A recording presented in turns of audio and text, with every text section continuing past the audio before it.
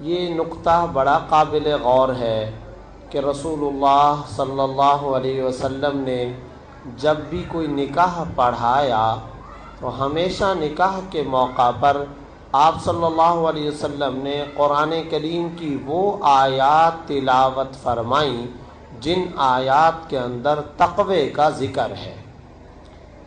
یہاں قابل غور نقطہ یہ ہے کہ قرآن کریم کے اندر سورۃ النساء میں نکاح سے متعلق کئی ساری آیتیں موجود ہیں، آپ صلی اللہ علیہ وسلم کی نکاح سے متعلق کئی ساری احادیث موجود ہیں۔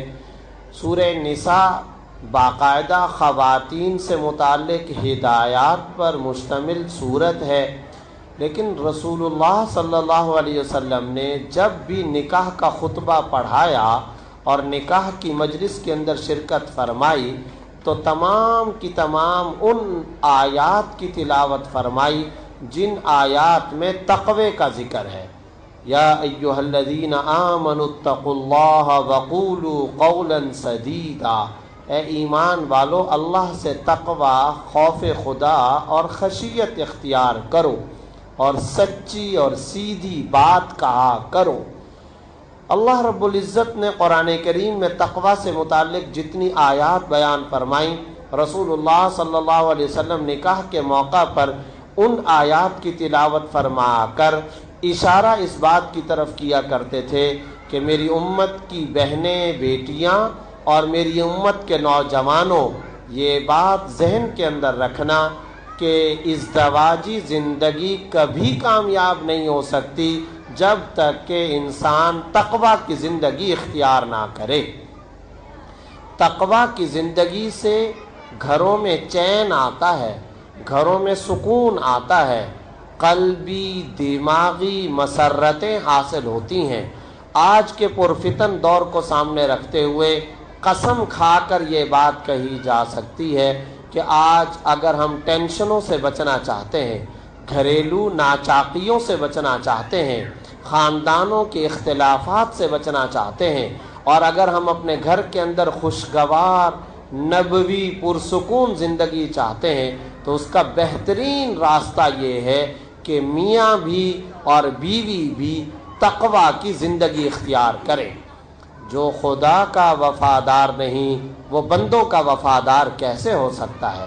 میری بہنیں اپنے دل دماغ میں یہ بات بسائیں، آپ چاہتی ہیں نا کہ آپ کے شوہر وفادار ہوں، آپ اپنے شوہر کو پہلے خدا کا وفادار تو بنائیں۔ اگر آپ کا شوہر خدا کے سامنے جبین نیاز نہیں جھکاتا، حی علی الصلاۃ اور حی علی الفلاح کی آواز پر اپنے خالق کے سامنے اپنا ماتھا نہیں ٹیکتا، وہ خالق اور اپنے مالک و رازق کا وفادار نہیں ہے تو ایک بیوی کا وہ وفادار کیسے ہو سکتا ہے؟ اگر خاتون کے بارے میں شوہر یہ چاہتا ہے کہ میری بیوی وفادار رہے، میری بیوی گھر کے اندر چین و سکون کی عملی تصویر بن جائے، تو اپنی بیوی کی جبین نیاز کو، اس کی گردن کو اور اس کے ماتھے کو، اس کے چہرے کو پہلے خدا کے سامنے جھکانے کا بندوبست اور انتظام تو کرو۔ اگر آپ کی بیوی اپنے رب کو راضی کر لیتی ہے تو یاد رکھیں وہ پھر آپ کے لیے بھی وفادار ہے، بچوں کے لیے بھی سکون کا ذریعہ ہے، گھر کو جنت کا ماحول بھی بنائے گی۔ تو پتہ یہ چلا کہ بنیادی طور پر شادی شدہ جوڑے بیٹھے ہیں، ان کی بھی یہ ضرورت ہے، نیا گھرانہ اس وقت آباد ہونے جا رہا ہے، اس کی بھی یہ ضرورت ہے۔ ہم سب محتاج ہیں اس بات کی کہ ہم تقوی کی زندگی اختیار کریں۔ اب رہ گئی یہ بات کہ تقوی کہتے کس کو ہیں؟ مسجد نبوی کا صحن ہے، ابن مسعود رضی اللہ عنہ بیٹھے ہیں اور حضرت عمر رضی اللہ تعالیٰ عنہ صدر مجلس ہیں۔ حضرت عمر رضی اللہ تعالیٰ عنہ امیر المومنین، خلیفہ دوم، نبوت کی صلاحیت جس کے اندر ہے، لو کان بعدی نبی لکان عمر بن الخطاب، میرے بعد اگر کوئی نبی ہوتا تو عمر ہوتا۔ حضرت سیدنا فاروق اعظم مجلس صحابہ میں مسجد نبوی کے صحن میں ابن مسعود رضی اللہ تعالیٰ عنہ جو امام المفسرین تھے، جنہیں قرآن کی تفسیر کا صحابہ میں سب سے زیادہ علم دیا گیا تھا، ان سے پوچھتے ہیں کہ ابن مسعود یہ قرآن میں جگہ جگہ تقوی کا ذکر ہے، تو ذرا یہ بتاؤ تقوی کسے کہتے ہیں؟ حضرت ابن مسعود نے فرمایا امیر المومنین یہ بتائیے کبھی آپ کا گزر کسی ایسی تنگ گھاٹی اور کسی ایسے جنگل کے تنگ راستے سے ہوا کہ جس کے دائیں بائیں جھاڑیاں ہوں، درخت کے خس و خاشاک ہوں، کانٹے لگے ہوئے ہوں، کیا آپ کا گزر کبھی ایسے راستے سے ہوا ہے؟ حضرت عمر نے فرمایا ہاں کئی دفعہ میں ایسے راستے سے گزرا۔ ابن مسعود رضی اللہ تعالیٰ نے پوچھا امیر المومنین کیسے گزرتے ہیں؟ جواب دیا میں اپنے کپڑوں کو سمیٹ لیتا ہوں، اپنی چادر کو سمیٹ لیتا ہوں، اپنے جسم کو سکیڑ کر اور لپٹ کر کپڑوں کو بچا بچا کے میں گزر جاتا ہوں۔ فرمایا بس امیر المومنین جواب ہو گیا، آپ کے سوال کا جواب ہو گیا۔ جس طرح آپ اس تنگ گھاٹی سے گزرتے ہیں اپنے لباس والی چادر کو بچا کر، تو زندگی آپ اس طرح سے گزاریں کہ آپ کی زندگی کے دائیں بائیں معصیتوں اور نافرمانیوں اور گناہوں کے کانٹے اور جھاڑیاں لگی ہوئی ہیں۔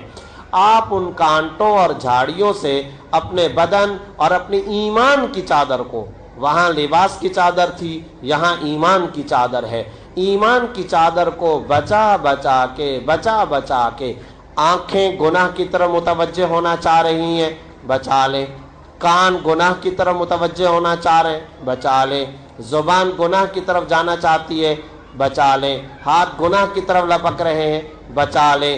اپنے آپ کو اس طرح سکیڑ کر بچا کر اس زندگی کے راستے سے گزر کے قبر تک پہنچ جائیں، اسے کہا جاتا ہے حیات تقوی۔ یہ ہے تقوی والی زندگی۔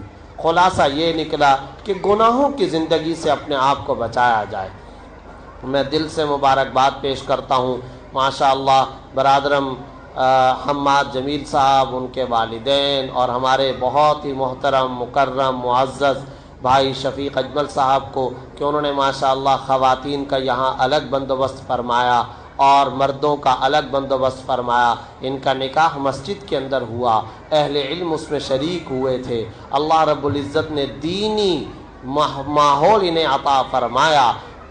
یاد رکھیے نکاح ایک سنت ہے، لیکن میرے بھائیوں یہ کیسی شامت اعمال ہے کہ اس ایک سنت پر عمل کیا جاتا ہے مگر 1000 فرضوں کو توڑا جاتا ہے۔ ایک سنت پر عمل ہوتا ہے اور 1000 فرضوں کو ہم توڑتے ہیں، 100 فرض توڑتے ہیں اور ایک سنت ہم ادا کرتے ہیں۔ اسراف بھی ہوتا ہے، مخلوط اجتماعات بھی ہوتے ہیں، اللہ بچائے ڈانس اور موسیقی کے اجتماعات رکھے جاتے ہیں، اور اللہ بچائے معصیتوں کی مجلسیں رکھی جاتی ہیں۔ تو ایک سنت پر عمل ہوتا ہے اور خدا جانے کتنے گناہوں کو توڑا جاتا ہے۔ میری بہنیں جو موجود ہیں انہیں یہ بات یہ ذہن میں رکھنی چاہیے، خلفائے راشدین بھی جمع تھے، سرکار دو عالم صلی اللہ علیہ وسلم بھی، جبرائیل امین آ گئے، تمام حضرات یہ کہہ رہے تھے کہ ہمیں تین چیزیں پسند ہیں۔